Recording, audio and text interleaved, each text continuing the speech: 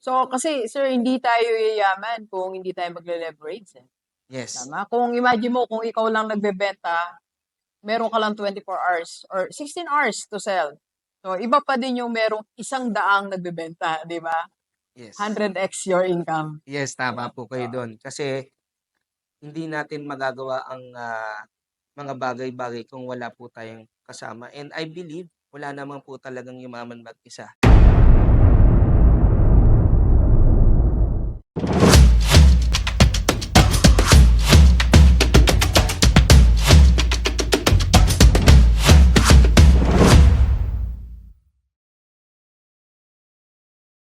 Okay, Gilivers, usapang real estate naman tayo. Yes, puntahan natin yung ibang industries. So alamin natin ngayon, what are the fastest ways to earn in real estate? And paano nga ba tayo kumita ng malaki dito sa real estate? And paano ka magsimula? Kung ikaw ay ordinaryong empleyado o isang OFW, paano mo sisimulan ang real estate property or real estate business? And para sagutin yan, kasama natin ngayon, it's an honor to have him, the CEO of JCO Gold Realty, Sir Jair Dominic Obligacion. Hi, Sir Jair. Hello, Doc Gigi, and I'm grateful that you invited me dito sa podcast po natin. Ayan, thank you also. Sir, real estate. Alam mo, Sir Jair ngayon, isa sa mga nauunang pangalan pag sinabi mong real estate is your name. So, nakikita ko lagi eh. So, kaya nakita-kita. Sabi ko, paano ba itong real estate ni Sir at paano siya lumaki? So, bigyan mo muna kami ng istorya, Sir. Paano ka nagsimula and how did you manage to make it big sa real estate? Okay, so yung pagkakapunta ko sa real estate is hindi sinasadya, Doc Gigi. So, it just so happened that I am a government employee before na nangangailangan na nanghihiram sa mga kaibigan. Then there is one friend na nilapitan ko at siya yung nagpairam sa akin ng pera.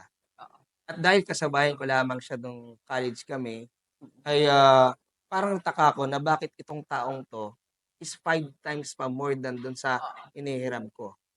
Then tinanong ko kung ano yung ginagawa niya. Then he mentioned to me, real estate. Oh. So, nagkaroon ka ng curiosity para magkaroon ng turning point. Yes, Doc.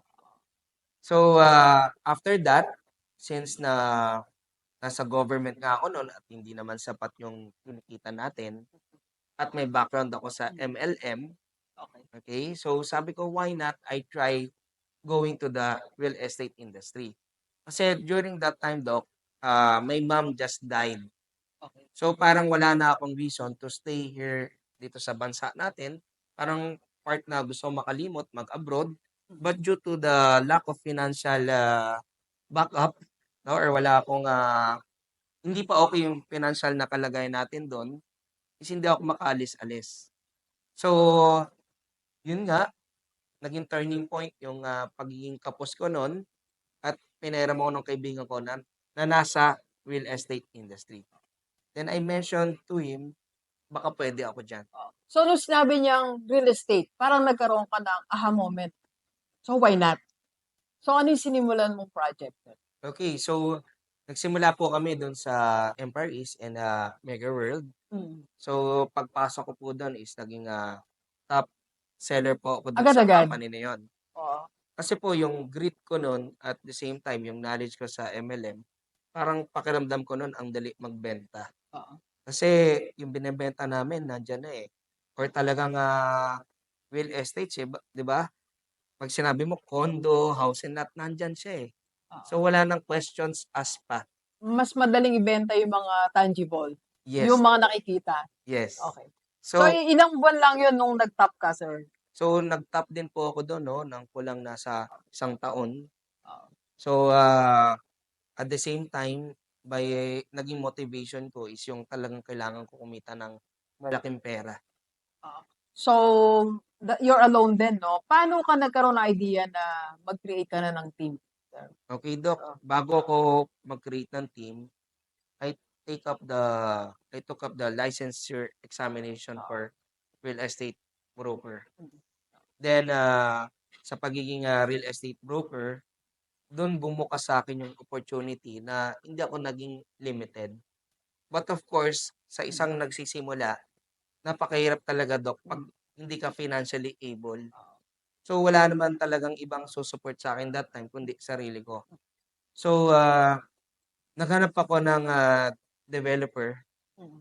na sabi ko na sana ito na yung magiging permanent or parang magbibigay sa akin ng bridge tungo sa magandang karera ko sa Mm. real estate.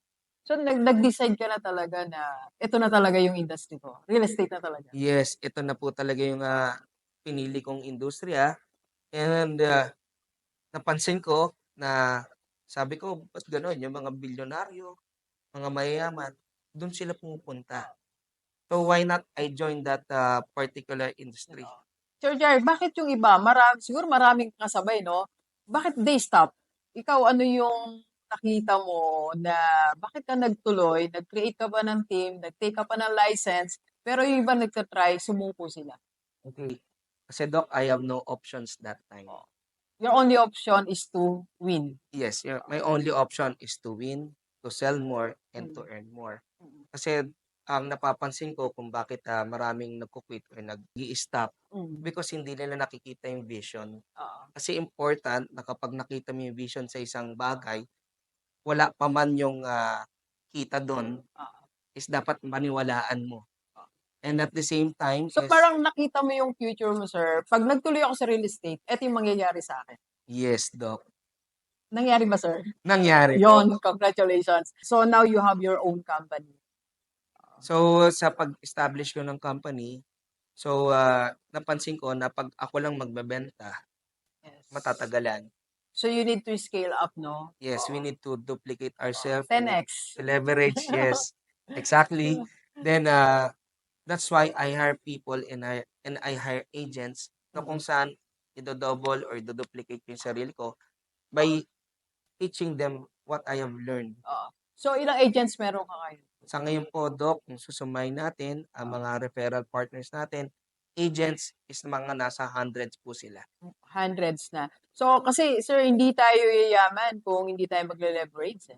Yes. Tama? Kung imagine mo, kung ikaw lang nagbebenta, meron ka lang 24 hours or 16 hours to sell. So iba pa din yung merong 100 nagbebenta, di ba? Yes. 100x your income. Yes, tama po kayo doon. Kasi hindi natin magagawa ang mga bagay-bagay kung wala po tayong kasama. And I believe, wala naman po talagang yumaman mag-isa. Kailangan mo talaga ng mga taong may grit at the same time mga dynamic people and mga team player so that yung success, hindi lang mag-isa ka sa pag-reach ng success kundi marami ka na ring nadadamay. Yeah, kanina nga I'm reading the book, How to Get Rich. The best way to become rich is to train people.